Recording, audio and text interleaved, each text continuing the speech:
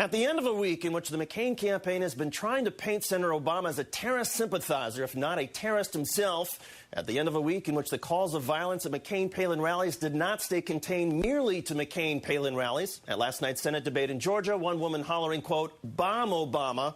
Our fifth story on the countdown, breaking news tonight that Senator McCain has been forced to tamp down the fear and anger of his supporters and try to reassure them that Barack Obama is not someone of whom they have to be scared as President of the United States.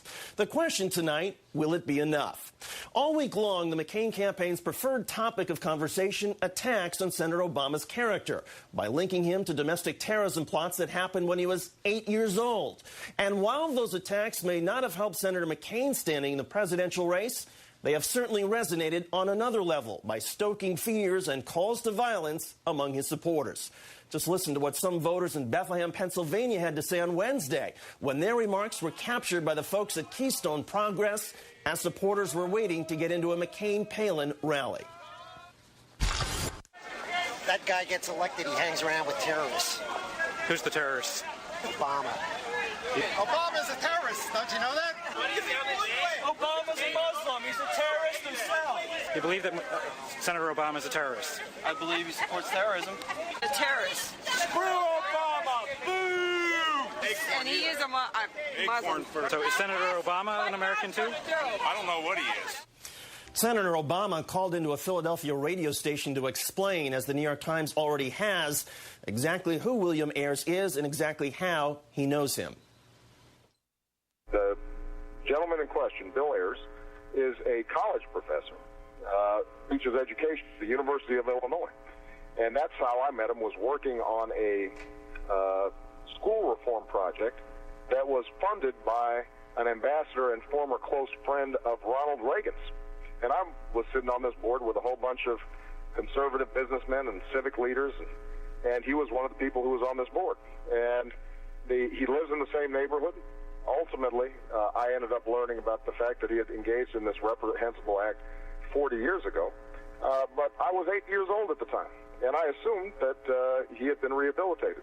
Earlier tonight, at a town hall-style event in Lakeville, Minnesota, Senator McCain had to reap what he has sown and was forced to call on his supporters to be respectful.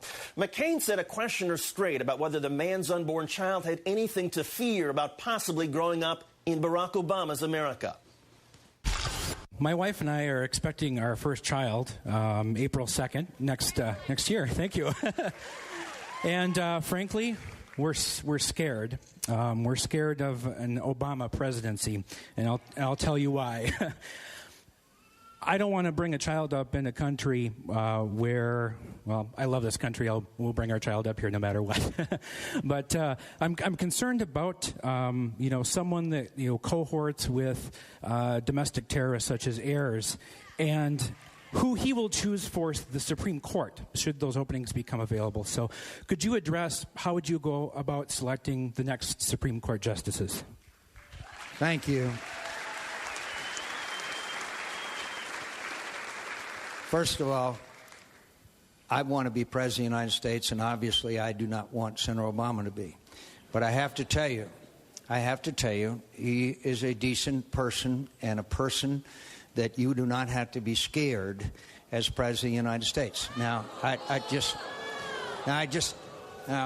look, if I didn't think I wouldn't be one heck of a lot better president, I wouldn't be running, okay? And that's the point. That's the point.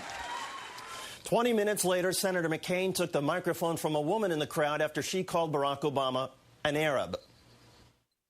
I got to ask you a question. I do not I can't trust Obama. I have read about him, and he's an Arab.